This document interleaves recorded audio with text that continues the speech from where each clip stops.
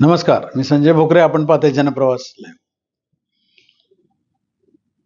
चंद्रकांत दादा, पालकमंत्री, सांगली जिल्हा, उच्च तंत्र शिक्षण मंत्री, राज्याचे मंत्री आहेत. ते मोठे नेते आहेत भारतीय जनता पक्षाचे.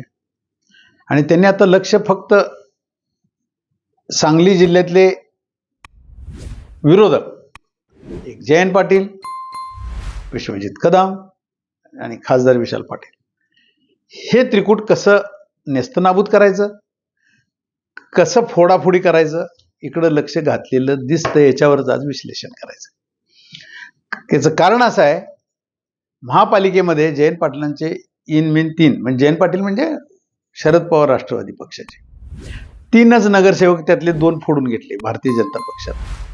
आता बऱ्यापैकी भारतीय जनता पक्षाचंच तिथं बहुमत आहे. त्यामुळं अशा अवस्था आहे. त्यांचं बहुमत सुद्धा नव्हतं भारतीय जनता पक्षाचं. म्हणजे ज्या अपेक्षेनं भारतीय जनता पक्षानं निवडणुका लढवल्या, महापालिकेत यश मिळेल तेवढं काही यश मिळालं नाही, हे सत्य आहे. त्यांना यश मिळालं नाही. म्हणजे जी ताकद आहे त्यांची त्या मानानं यश मिळालं नाही आणि त्यांनी कबूलही केलं.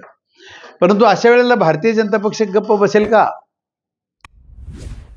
मुख्यमंत्री जे आहेत देवाभाऊ, त्यांची कूटनीती ही सगळीकडे येणार. चंद्रकांत दादांची ही कूटनीती आहेच ना. पश्चिम महाराष्ट्रामध्ये त्यांनी आतापर्यंत केलेलं यश त्यांचं बघितलं तर ते आता गप्प बसणार नाहीत. आणि ताकद कुठं आली तर जयंत, विश्वजित आणि विशाल. जयंत, विशाल, विश्वजित हे त्रिकूट हे ताकदवान आहे. सांगली जिल्हा म्हटलं ही ताकदवान आहे आणि त्यांनी दाखवून दिलं ना. महापालिकेमध्ये त्यांनी आपली ताकद दाखवली.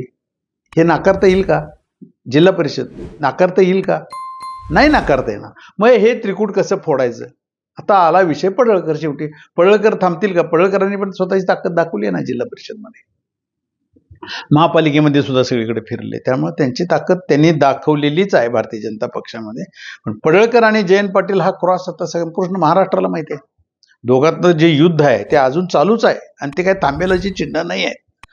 मग अशा वेळेला जयंत पाटील भारतीय जनता पक्षामध्ये येतील आणि एक वेळ हे असं काही नाही. त्याच्यावर आता त्याच्यावर पडदा पडलेला आहे. भारतीय जनता पक्षामध्ये जयंत पाटील कदापिही जाणार नाहीत. कदापिही म्हणणार नाही मी, कारण राजकारण बदलत असतं आगामी काळात. पण आत्ता सध्या परिस्थितीत शक्यच नाही. पडळकर त्यांना काहीही केल्या येऊन देणार नाही.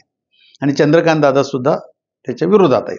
हे आपण बघितलं. त्या दोघांची जी युद्ध चाललं तर वाकयुद्ध म्हणा, सगळं बघितलं आपण. पण आत्ता जे विषय मी म्हणतोय तर ह्याच्यात भारतीय जनता पक्षानं मोठा डाव केलाय की जयंत पाटलांना एकाकी पाडायचं आणि ही दोघं बाजूला ठेवायची आत्ता. आणि नंतर त्या दोघात सुद्धा कसं फाटाफूट करायची, हे मोठं राजकारण मुंबईमध्ये शिजलेलं आहे. मुंबईमध्ये तर हे राजकारणात ही त्रिकूट फुटणार का? हा आता सांगली जिल्ह्यात चर्चेचा विषय आहे आणि तो संपूर्ण महाराष्ट्रात जाईल. कारण जयंत पाटील काय साधे सुद्धा नाही. राज्यातले ते किती वेळा मंत्री झालेले आहेत. विश्वजित कदम साधे व्यक्तिमत्व आहे. विशाल पाटील दादा घराणं आहे.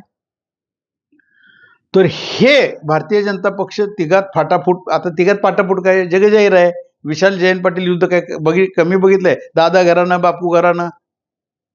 परंतु ते आता एकत्र आलं आणि त्याच्यावर सगळ्यांनी विश्लेषण केली. सगळीकडे आपण सोशल मीडियात बघितलं. भारतीय जनता पक्षाचा पराभव करण्यासाठी हे एकत्र आले तर यशस्वी होतात, हे बघितलं ना सगळ्यांनी. मग आता पडळकर आणि चंद्रकांत दादांची ही जी कूटनीती चाललेली आहे त्याच्यात हे काँग्रेस, शरद पवार, राष्ट्रवादी हे त्यांना फाटाफूट करून भारतीय जनता पक्षाचं ध्येय साध्य करणार का? विश्वजित कदम, जयंत पाटील आणि विशाल हे त्रिकूट फुटणार का? ह्या चर्चेला आता जोर धरलेला आहे. कारण महापालिकेत सुरुंग लावला आहे.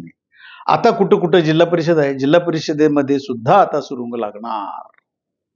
आणि त्या दृष्टिकोनातून भारतीय जनता पक्षाची पावलं पडायला लागलेली आहेत. कारण एकंदरच भारतीय जनता पक्षाचे नेते म्हणतात किती काळ यांचं टिकणार आहे जिल्हा परिषदेचं. बघा आगे आगे होत आहे क्या. म्हणजे तिथं सुद्धा फटाफूट ही होणार. पडळकर काही गप बसणार नाही. गोपीचंद पडळकरने सांगितलं हे फार काळाचं यांचं नाही आहे. जिल्हा परिषद सुद्धा आमच्या ताब्यात येणार म्हणजे येणार.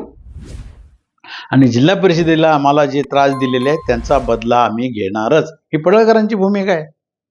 आता जयंत पाटील किती ताकद लावणार, विश्वजित कदम किती ताकद लावणार आणि विशाल पाटील किती ताकद लावणार. शेवटी अर्थकारणाला महत्व येतं.